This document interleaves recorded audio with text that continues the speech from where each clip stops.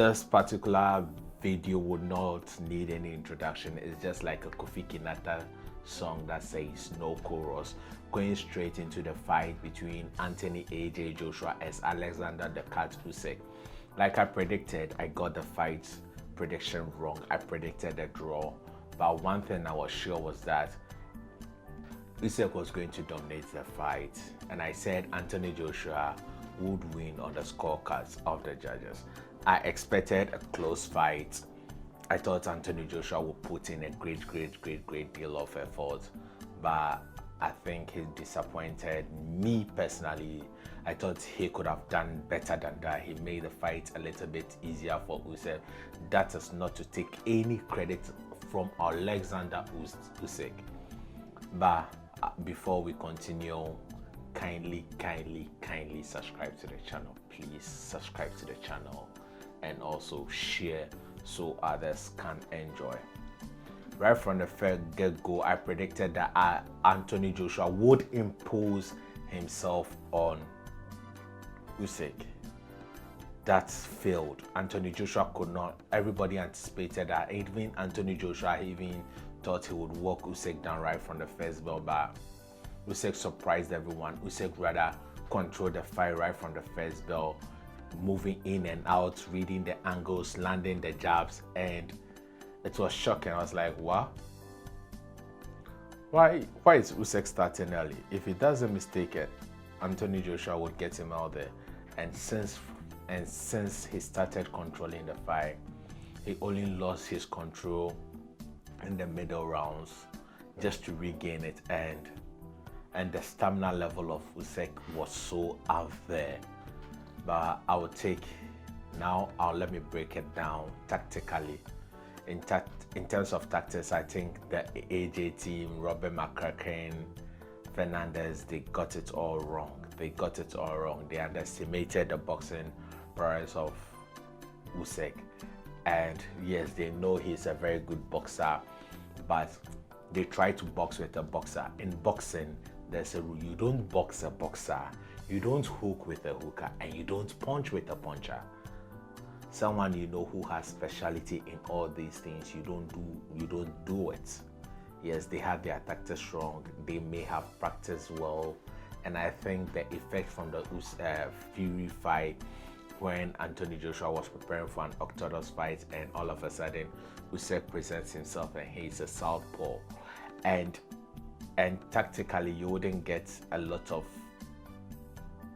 southpaw heavyweights or cruiserweights who are as good as Usyk. So you'd be getting little attributes: someone with footwork, someone with head movement, someone with the brains, the boxing IQ. You'd get it in all individuals. But this time, when the fight happens, it is presented in one person, and that is draining. So you are watching out for his footwork tactically. He is here, he moves, and Usyk's footwork is massive. The only heavyweight that comes close is Tyson Fury. Usyk moves like a middleweight. Would I say a middleweight? A welterweight. So what I mean by that is that Floyd Mayweather is a boxer, and Floyd has IQ, movement, on all the attributes of a boxer. So when you're preparing for Floyd, you will not get those attributes in one person. So you try to get someone who can mimic him and does. But Floyd is one person and he can control all those things. So when you're in a ring and you want to box Floyd, thinking that you have prepared well, no, you wouldn't be successful. He will outpoint you. He would outpoint you. So you rather fight with him. That is, you try to bully him, just like Marcos Madanda did in the first fight. If you try to box with Floyd Mayweather, he would outbox you. That was exactly what happened to AJ. He tried to box a boxer, an Olympic gold medalist. Without disrespect to Anthony Joshua, he is also a London Olympic gold medalist. But what happened here was that this is someone who has over 370 fights as an amateur boxer and has lost one. He has always been fighting heavyweights. just go back and look at the fight with Joe Joyce as a semi-pro. Look at how he controlled the distance, and he was still not being regarded as heavyweight. Tyson Fury said something. Maybe Usyk decided to look bad against Witherspoon and Chisora just to get the fight. And to be frank, Usyk did better. Derek Chisora did better than Anthony Joshua did, because Derek Chisora you can argue some rounds, but Anthony Joshua from round 9 to 12 was not in the fight. He was not in the fight, and tactically he was just caught. You could see that he is hesitating to do what he is trying to punch, especially if you watch the 11th round. He's trying to punch, he's trying to block at the same time. He was indecisive, especially in the championship round. That is 10, 11, and 12. And Usyk had to even spare him. Usyk said that he wanted to go for the knockout bar. His team asked him that he should stick to the game plan. And Usyk was rather walking the bigger man down. Anthony Joshua was rather following him. He wasn't cutting off the ring. When we talk about cutting off the ring, one of the masters of cutting off the ring is Gennady Golovkin. In boxing, when your opponents move, when your opponent is a mover, you try to make the ring small. So you stand and you impose yourself on him so that he doesn't move outside your range. Anthony Joshua was rather following him at a point in time. He had forgotten the tactics, and the tactics Rob McCracken implemented on the day was very, very poor. And now I go to the scar, the chin. Anthony Joshua has a sweet spot, and we had already known because he was hurt by Dillian White, Pavelkin, the Cameroonian Takam. These guys all hurt Anthony Joshua, but Andrew Ruiz was the one to take him out. And since then, when Anthony is fighting, you could see that he has scars of the Andy Ruiz fight. Even in the second fight, you will notice that Anthony Joshua would have normally thrown 5-punch combination or 4-punch combination in some situation. He just throws about 3 and backs off. Yes, he was staying cautious throughout the fight, and Usyk was showing his masterclass, because there were a situation in which Anthony had Usyk hit and he could have pounced on him and tried to finish the fight, but he had the scar. What about if I'm pouncing and I get caught? Because Usyk had already shown that he could catch him. So that was also one factor. The memories of the Andy Ruiz fight. He even had that. If you watch the Pavelkin fight, Anthony Joshua could have ended that fight in about round 3 or round 4, but he held on for the fight to travel. He was scared of what he would get written. That is the scars that defeated fighters have. And he only pounced on Pavelkin when he had a great opening. But first, Anthony Joshua, with the slightest of opening, he would try to finish it up. That was the same thing he was doing in the Ruiz 1 fight that he got countered. So the sweet spot, the chin. So Anthony Joshua, I wouldn't conclude that it's chinny. That means someone who gets easily rocked, but I wouldn't, because he has just suffered 1 knockout, but he constantly gets wobbled, and in fights which you think that people shouldn't give him a threat. One thing I'll also talk about is Anthony Joshua's stamina issue. He is a very big man, 6'6", 241 pounds. He is a huge man, and he was coming in against a man who he was 19 pounds bigger than, and he lacked stamina. Anthony Joshua got tired. It is normal about Anthony Joshua. He always gets tired and comes in later in the fight, but Usyk is a guy who can go 15 rounds, because if you look at the energy level he was showing in the championship round 10, 11, 12. If the fight had traveled 15 rounds, he would have still been ready to go. And Anthony Joshua lacked that, and I think we have been saying Anthony Joshua should work on his stamina and things. muscles needs oxygen. So if the fights travel longer, you will struggle if you put in much muscles. So maybe Anthony Joshua should be coming in fights now a little bit slimmer. Let's say 238. He should drop a few pounds, 238 or 237, just to look a little bit leaner and carry and have good oxygen and good breathing throughout the fight. Another thing was controlling the distance and the jab. Usyk did that perfectly. He out-jabbed the bigger man. Anthony Joshua could have just used his jab to control the fight, keep Usyk behind the jab, but he could not. The movement and the mental pressure, Usyk's head movement, Anthony Joshua missed most of his jab, and it was shocking. It was very, very shocking. He could not, because like in boxing they say a big punch can take you around the block, but a jab can take you around the world. The likes of Lennox Lewis, Gennady Golovkin, it's just a simple fight. They would out-jab you. They will outland you in the jab. That is it. I think people are saying should Anthony Joshua go for, and the little guy always seems to have stamina issue. Just look at, and they move quicker. Just look at Tyson Fury versus USS. I've forgotten his name. I'll be mentioning his name during the he was elusive. He was being elusive. When Fury was throwing the punches.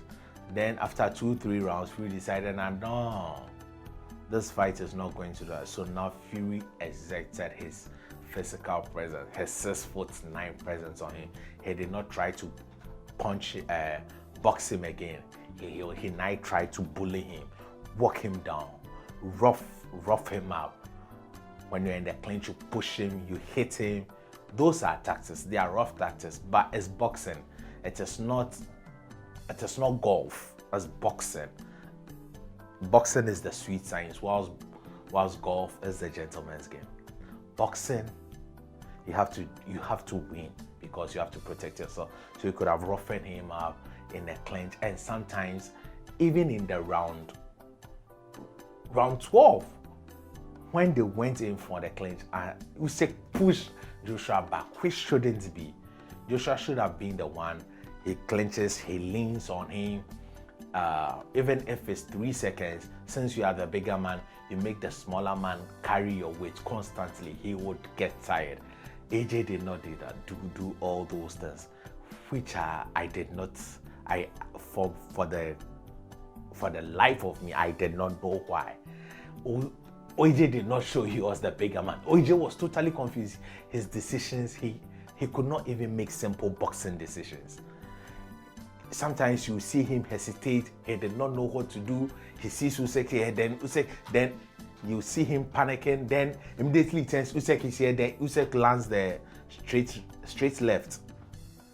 Usyk is not a big puncher. Even at cruiserweight, the last person he knocked out was Tony Bellew, which Tony Bellew admits he was way tired, but Usyk hardly knocked people out. So I don't see why AJ should have been so much scared of his punch. From round 9, he said he couldn't see. And the big question now is, should AJ take the rematch? Should AJ take the rematch? First, I thought AJ should. Initially, when it happened on Twitter, I said AJ it would be smart if he doesn't take the rematch. But I think AJ should take the rematch. AJ should take the rematch. He deserves it. It's in the contract. He should take it. Just that I don't believe he would win the rematch because there are a lot of things he has to learn or do now in the rematch, which may happen by February next year.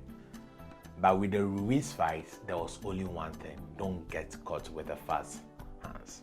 So it was simple. But at this time, there are a series of things. But I still think he should take it.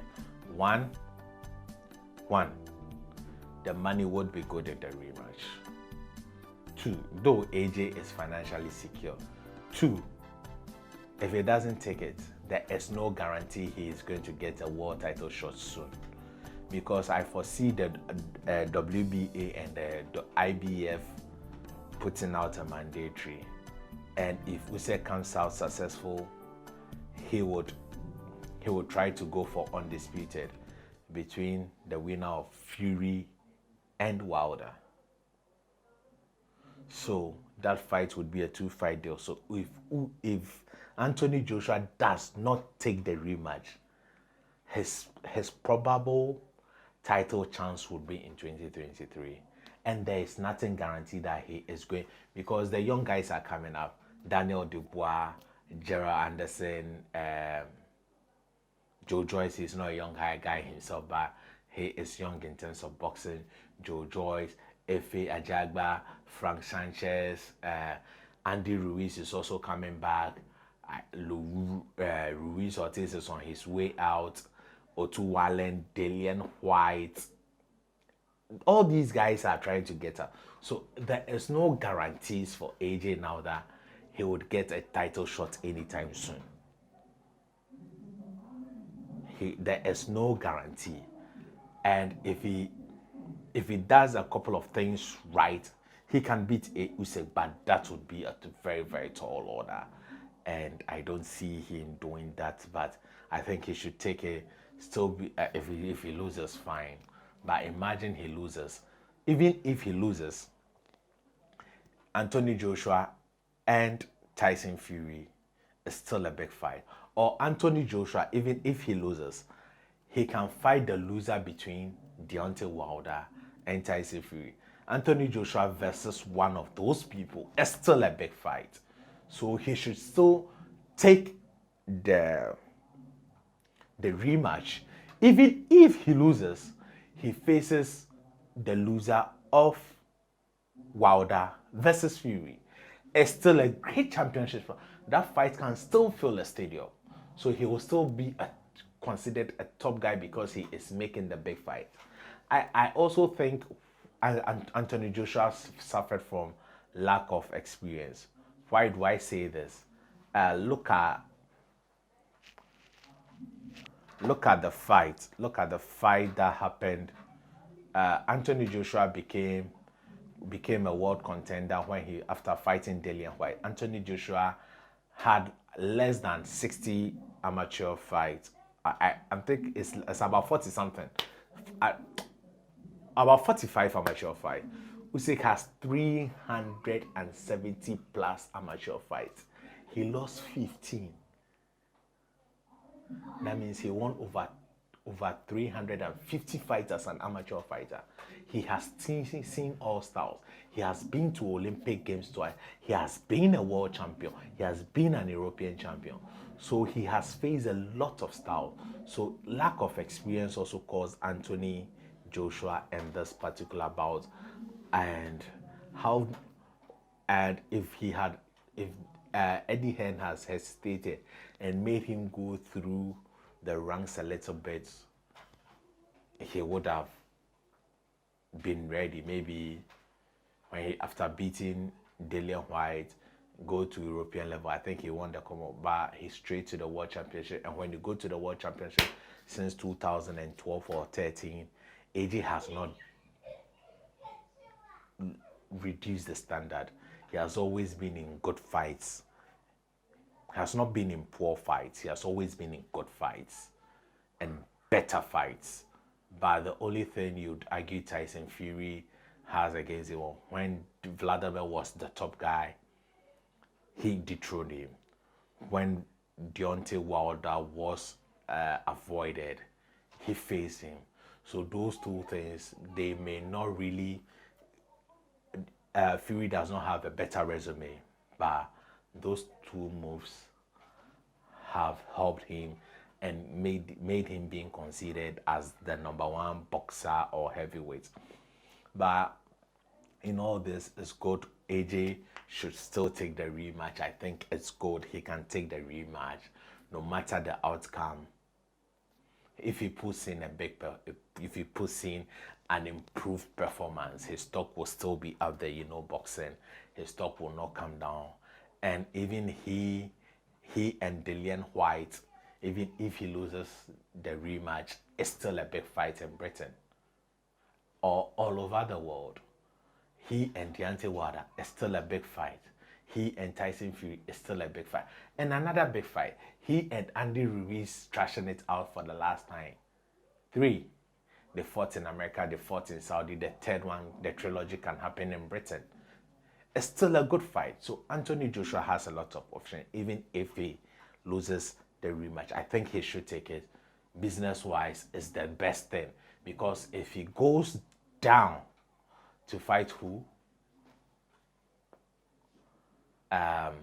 Dave Allen, and beats Dave Allen, he will still not be regarded as a top guy. But even if he loses to Usyk but puts in a better performance, he will still be regarded based on the improvements he has made. So I think I told Joshua to take the rematch, but this time improve on his stamina, improve on his, have one coach, because have one coach. He starts training in Sheffield and comes to end at London. A whole lot of people talking to him. That can also confuse a boxer. And the philosophy is also getting Anthony Joshua, since being is also becoming the Vladimir Klitschko style. Cautious, I punch you, I lean on you. I don't throw a lot of combination, but hey, the guy has done well for himself and the sports, and I think he should take the rematch. But I still think Usyk wins. Usyk has done tremendously well for himself. He's an undisputed cruiserweight champion. He is now a world heavyweight champion. If you're liking this, if you're enjoying this, kindly subscribe to the channel, share, and comment. He is an undisputed champion at the cruiserweight, now a unified heavyweight champion, just like Evander Holyfield. Now Usyk, his next step would be maybe put in a title defense and become an undisputed champion, and that would push him into the grades, and he'll be doing that in a very short time period. He's now 19 and 0. In 19 fights, he's an undisputed heavyweight, cruiserweight champion and a heavyweight champion. And one thing about Usyk is that he has become tough. All the titles he has won, he has never fought at his home yard. He has always traveled to the backyard of the opponent to win the title of the opponent. So all the belts, he was the away fighter. Let me put it. He is the away guy coming to you to beat you, just like he did to AJ in London. He had come from Kiev, and Vitaly was there to support him. It was massive. Andrei Shevchenko was there, former AC Milan player. It was massive. It was a massive night of. There were a whole lot of people in the arena. It was tense. I saw Joshua Boazi, the Ghanaian. He was so stunned. He was shocked by the result. AJ himself was shocked by the result, but I think if he sits down, watch the fight again, he will know that he lost the fight genuinely. Even that 115, 113 scorecard the judge gave Usyk was total BS. That means if AJ had put in a little bit performance, they would have nicked it for him, because he and Tyson Fury had 200 million in the pot guaranteed. That was why I thought the fight will end in a draw, because Usyk would get the moral victory of the fans, but Anthony Joshua would get the draw of the judges. But Anthony Joshua's performance was not something the judges could help him. So what do I say? Keep supporting Met Sports TV. We have a couple of interviews that are done. It will be loaded with the Ghana Boxing Association president, Odate Lamte, and a few others. The big man himself in boxing. You can assume what I'm talking about would also be done somewhere this week. So keep subscribing to Met Sports channel. The project is to bring you sports and its originality.